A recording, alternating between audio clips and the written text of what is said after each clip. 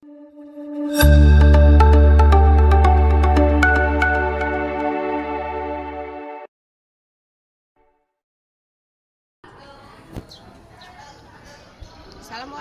warahmatullahi wabarakatuh. Saya dengan Dena Apriliani, CGP Angkatan 11.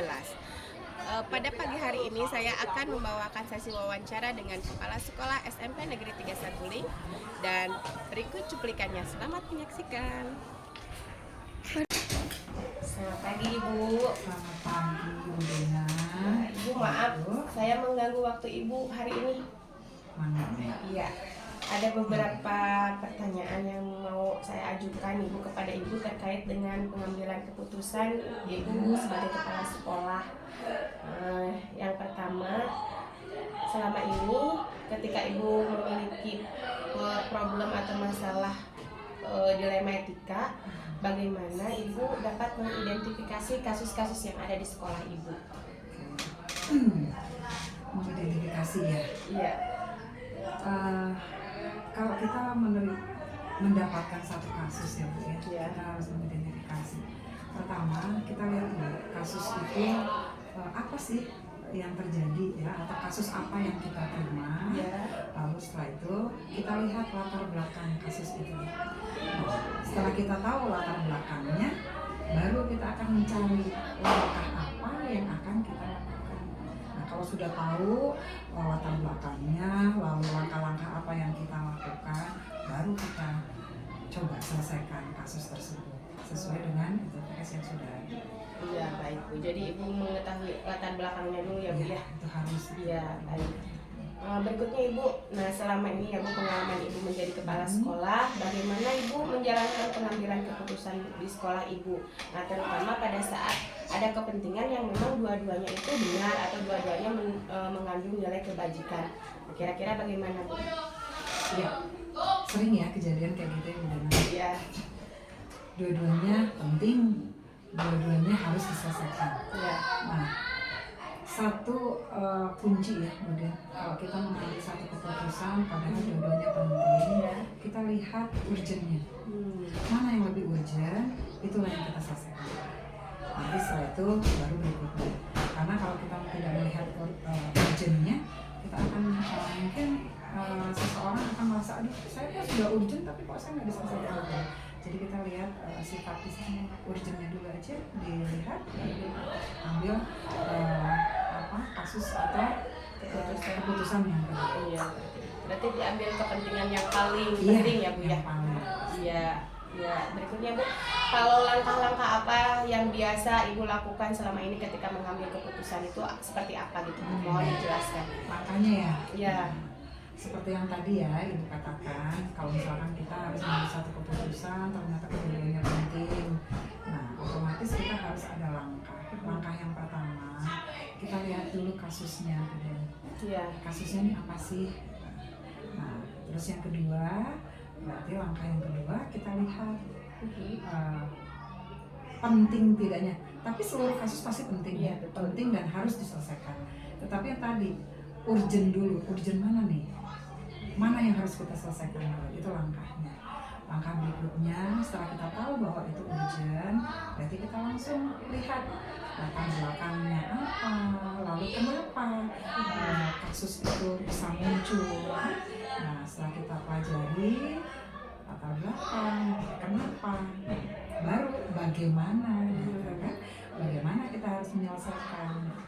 Di bagaimana ini yang kadang kita bingung ya, bagaimana ini menyelesaikan masalah ini.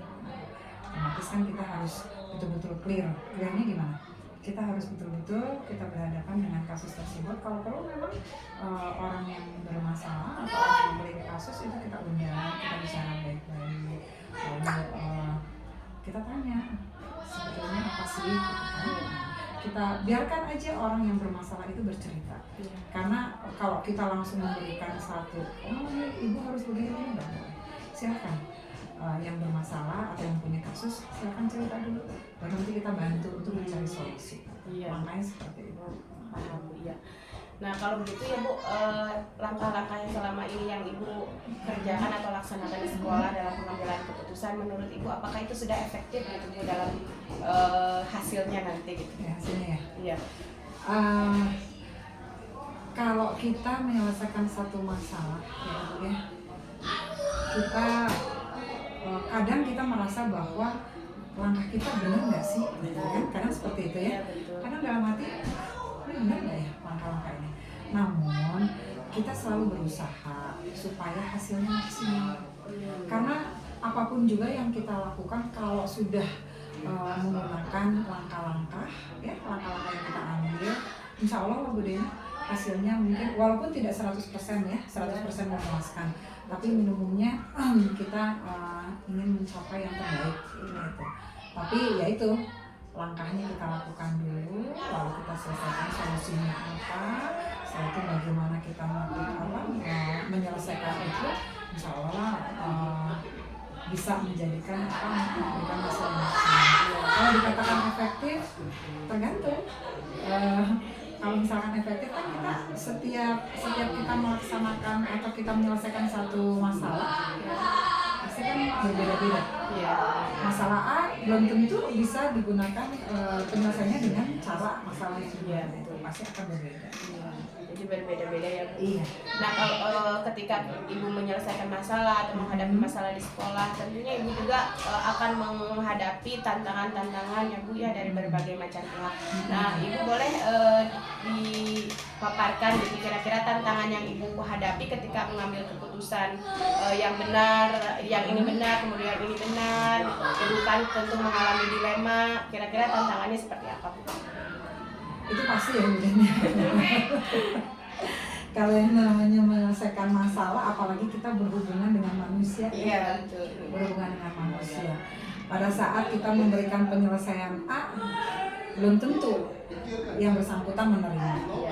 Kalau kita memberikan solusi yang B, kadang si A menerima, si B tidak. Nah itu merupakan satu tantangan.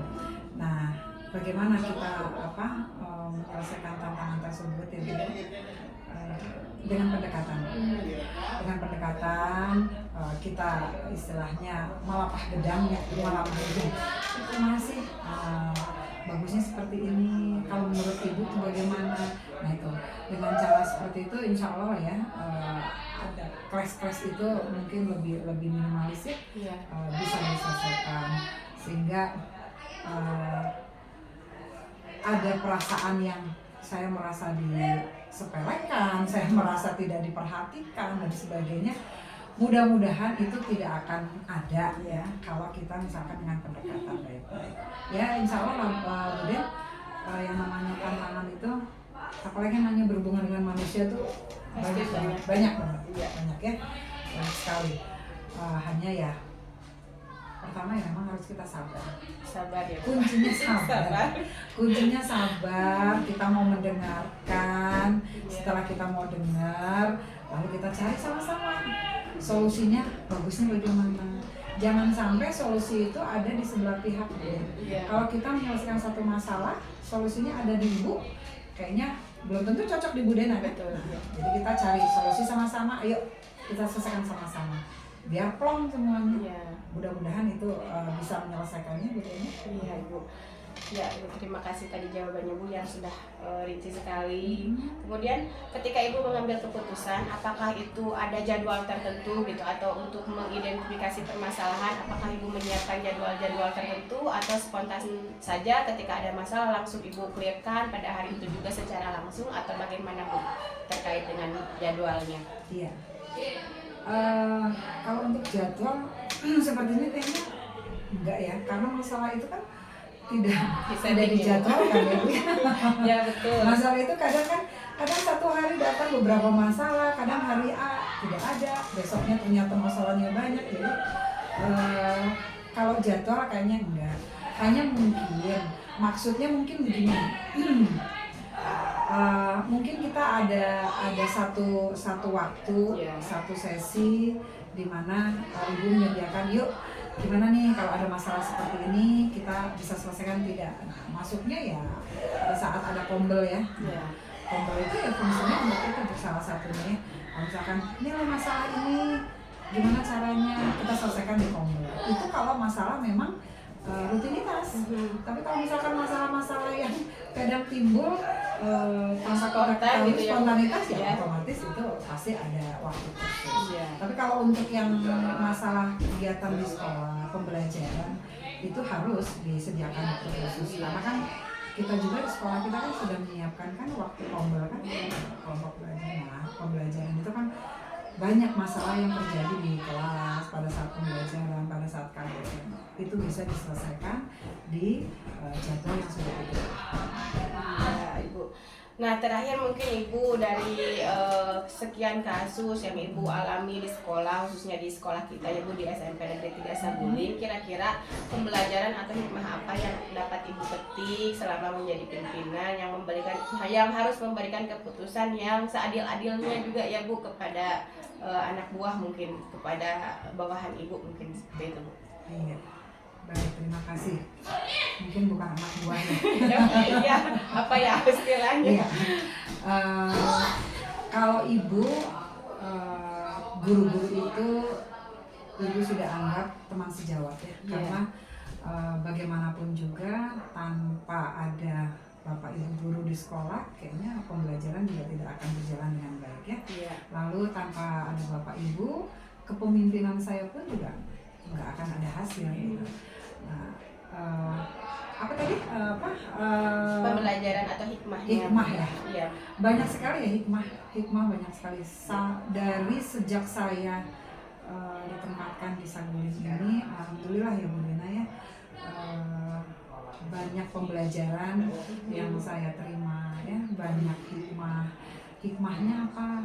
Oh iya, berarti saya di sini tuh harus seperti ini. Oh iya, berarti saya menghadapi bapak ibu guru di lingkungan Saguling itu seperti ini. Nah, karena memang kalau kita melakukan satu manajemen di tiap sekolah itu akan berbeda. Iya. Kenapa berbeda? Karena lingkungan kita kan berbeda. Guru-gurunya juga beda. Orang kan di sekolah A dengan di sekolah B pasti akan berbeda. Karena apa? Dari latar belakang guru itu sendiri juga kan berbeda ya. Lalu ibu memahami sikap dari guru-guru itu juga, oh iya ya, saya dulu di sekolah ini seperti ini, ternyata di sini seperti ini. Banyak sekali hikmahnya Bu Dena. Pertama yaitu dalam satu kepemimpinan ya, dalam satu sekolah kita memanage satu sekolah itu hanya satu sih sebetulnya kunci yang paling yang saya pakai selama ini, yaitu kesabaran. Sabar. Kalau kita sudah sabar, kita akan berpikir menjadi bijak. Bagaimana kita menyelesaikan ini? Kalau kita nggak bijak, otomatis kita bawaannya bawaannya marah, bawaannya tenang. Jadi ya hikmahnya tuh harus panjang sabar ya, kita tambah bijak ya dalam menentukan satu keputusan. Lalu hikmah saya nambah saudara ya, nambah saudara di sekolah ini ya. bertambah banyak. Mudah-mudahan kita semua sama. Bapak Ibu guru mempunyai hikmah yang positif ya, yang hikmah pasti positif ya, kita ambil positifnya. Kalau kita mengambil negatifnya, sampai kapanpun juga kita nggak akan selesai. Jadi kita ambillah hal yang positif, walaupun itu kecil, walaupun itu sedikit, ya kita ambil itu positifnya. Yang negatif kita buang, kita ubah menjadi hal yang positif. Mudah-mudahan itu bisa kita rasakan bersama Bu Dena, dari kepala sekolah, guru, tata usaha, dan juga karyawan semuanya. Ya, begitu mungkin Bu Dena. Terima kasih. Ya, masih ada? Sudah Ibu, terima kasih sudah bersedia diwawancara pada hari ini Ibu. Terima kasih juga sudah memberikan informasi pada saya terkait dengan cara Ibu dalam mengambil keputusan di sekolah. Mudah-mudahan Bu Dena lancar ya. Amin. Menyelesaikan kegiatannya, menyelesaikan guru penggerak. Ya. Mudah-mudahan bisa menularkan hal baik buat teman-teman semuanya. Mudah-mudahan kedepannya juga ada guru-guru lain yang terpanggil seperti Ibu Dena ya. Iya. Nah, kita doakan aja sekolah ini semakin baik, Iya. semakin maju, semakin bisa dilihat oleh lingkungan. Gitu saja. Amin. Ya. Ya, terima kasih ya Ibu. Sama-sama. Aduh, sekali lagi atas Terima waktunya. kasih ya.